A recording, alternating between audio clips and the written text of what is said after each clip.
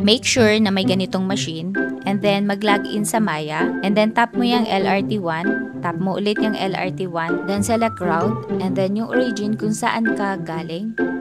Yes, yung sa amin Quirino. Tapos yung destination saan ka pupunta, Carriedo naman.